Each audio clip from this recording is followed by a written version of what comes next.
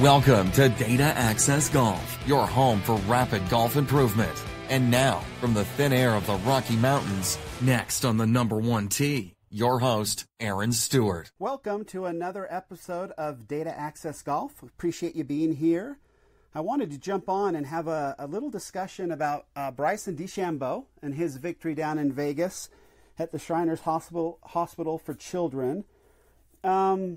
Wow, amazing performance. He was able to, again, take a 54-hole lead and convert it, which is actually, pretty hard to do. Statistics show us that that's pretty tough to do. So super impressive, and kind of goes to why is he able to do this? He's young. He's known as a mad scientist, and really a data-driven guy, which is, as many of you know, is very close to my heart. So I kind of wanted to jump into that.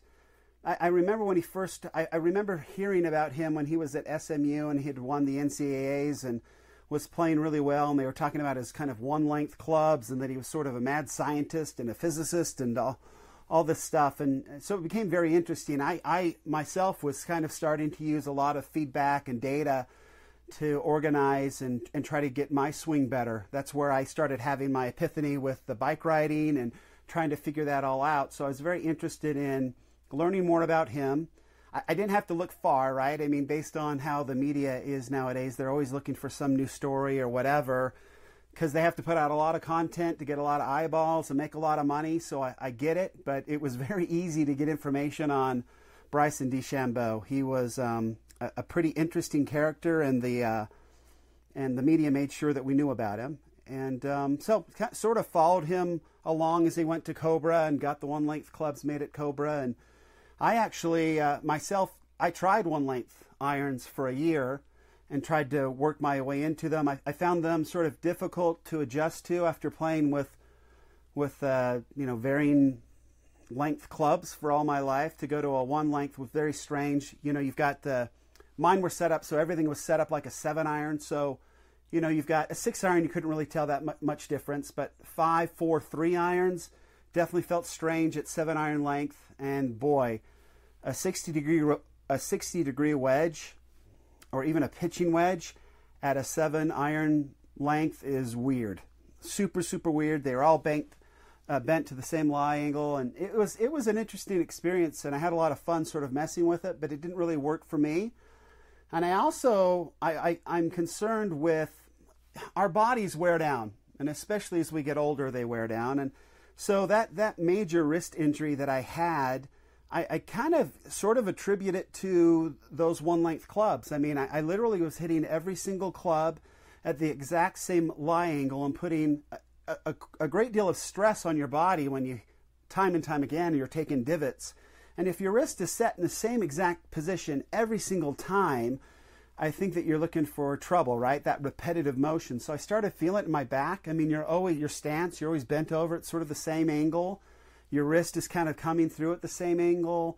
And I just started to feel myself sort of wear down where, with the multiple angles, lie angles, and the multiple lengths in a standard iron set, I think probably lends to more variability in your golf swing.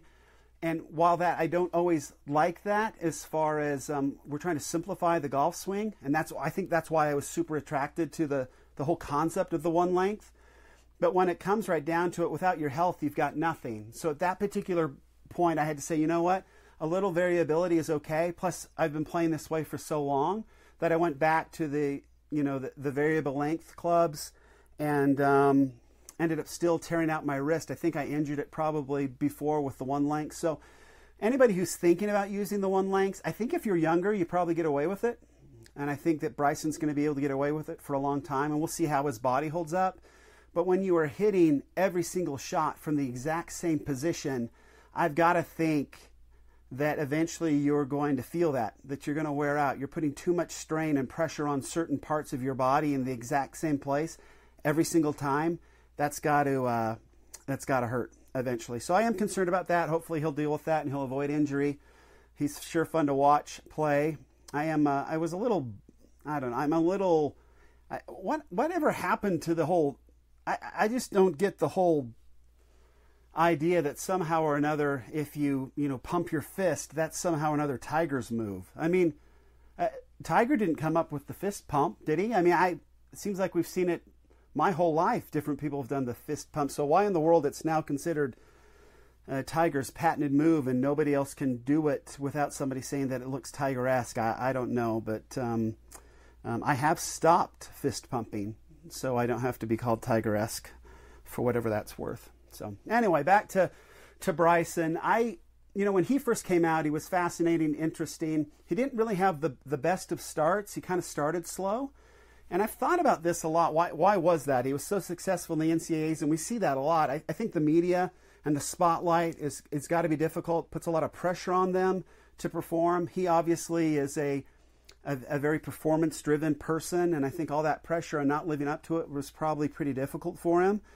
But also, I think that he would just suffered from data overload, and that's possible. When you start using data in your golf swing, there's an opportunity to gather so much data that you can't make sense out of any of it. It gets a little frustrating there to start until some of it starts to make sense and kind of settle in. And then once you start understanding the data and can kind of compartmentalize what's helpful and what isn't, then data becomes very incredibly helpful. And I think it just took him a while to figure out what pieces of equipment were helpful to him and what was not. And they showed some video somewhere on DeChambeau back at Carnoustie where he's struggling with his swing a little bit, and they were kind of showing his emotional outbursts and stuff, and I wasn't very interested in that part of it. We all get frustrated. But just the amount of equipment that he had surrounded him, all the feedback he was getting, I mean, if he was using new feedback devices and trying to figure things out, I can see that to be a very frustrating thing. But it seems, and I'm super happy for him, it seems that he's figured out what data is important for him and what data is not. And in our sort of winter, training program, winter boot camp, whatever we're going to call it, launching December 1st, we're going to get into that. What data is important and what data isn't. But in a nutshell, I'll say this, is you want to use data where you don't have a quicker way to get feedback, right? You want the quickest, most accurate, and instant feedback you can get. So in a lot of the devices that we use, and I'm trying to negotiate with the equipment manufacturers and some devices, that's why I haven't really sort of revealed which ones I use right now, but when you're looking at the data, you need to understand and sort of, and I'll help everybody through this, you need to kind of take and throw out the data that you can get more accurately at the course and not worry about that. So we get some data as far as, club face, open, closed, or square, and you get sort of descending blow. There's a lot of data that is superfluous that we don't need in the devices that we're going to use, and we'll show you which ones work and which ones don't. We really want to focus on the data that we can't get anywhere else, the best possible data. I can go to a golf course, I can go to a driving range and tell you pretty quickly whether my face is square or open or closed, right? It's the direction the ball goes after I hit it. And that's more immediate feedback without me looking at a computer screen, without an iPhone screen. So that's not the best way to use data. We want to use data when we're talking about swing plane, we're talking about where our club is. Those types of things where we have really no other way for accurate data, that's where we want to hang out. That's where we want to spend our time using devices and using data where we can't get it anywhere else. And it's by far the best way to get accurate instant data to us. That's where we'll hang out. So part of the program will be use it this way, don't use it this way, because there's better ways to get that data elsewhere. And I think that DeChambeau has figured that out. When you use data to reveal what you're actually doing and you begin to trust it, you develop an insane amount of confidence in your golf swing. Confidence that I've never had previously because I wasn't ever really sure what I was doing. But when I have data show me what I'm doing, and first of all, convincing me that I wasn't doing what I thought I was doing, but it gets me to a place where I know that this is what I'm doing. It doesn't matter what it feels like. This is what actually is going on, and you begin to trust that, and you begin to trust the process. You get to a point where your golf swing becomes something you have great confidence in. And I think DeChambeau's, how he has embraced data and this feedback has given him the ability to be very confident in his golf swing. So when he has a 54-hole lead and he goes to the driving range and he warms up, he has all the data telling him your golf swing's in good shape. And he goes to the number one tee and knows, look, if I just implement my golf swing, I know that it's in good shape. I saw the data and the feedback. I don't have to trust my feel. I saw it. And I trust this equipment enough to know that it's accurate. And you go out with a great deal of confidence. He played with a great deal of confidence.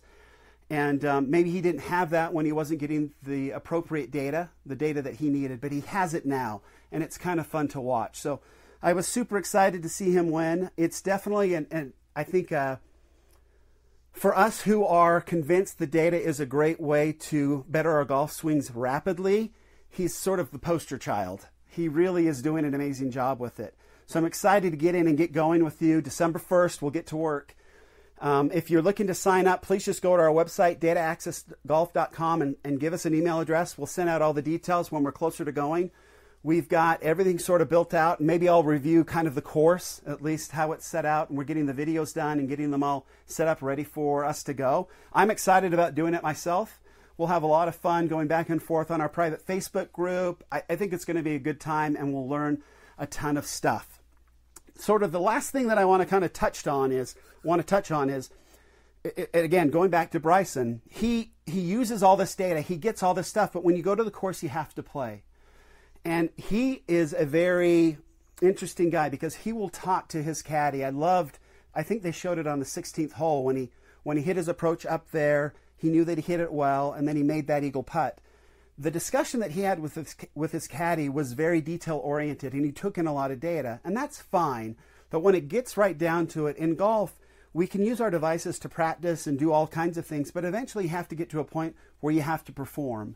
And performance improves when we trust in what we're doing, when we trust in the process, and we know, based on data, that we've got everything in place in order to execute a shot. And he's able to trust that, calm his mind, choose a target, and let it go and just hit it. And that's a phrase Fred Shoemaker uses a lot. You just let it go. And it was so fun to watch a guy that is so big on data get to the course, process it all, settle in, and let it go, and execute the shot. Again, so much more possible for him to do that because he trusts his golf swing, and he trusts his golf swing because of data. So that's it for today. Thanks for listening. I sure appreciate the comments. It's growing. More people are listening. It's exciting. I never thought I'd be here and be doing this kind of a thing, but I'm enjoying it, and I appreciate your interaction. It's sure made this a lot easier to kind of get into and get going. So until next time, please remember, better data means better golf. We'll see you next time. Thanks. Thanks for listening to Data Access Golf with Aaron Stewart. Check us out online at dataaccessgolf.com, and we'll see you on the next episode.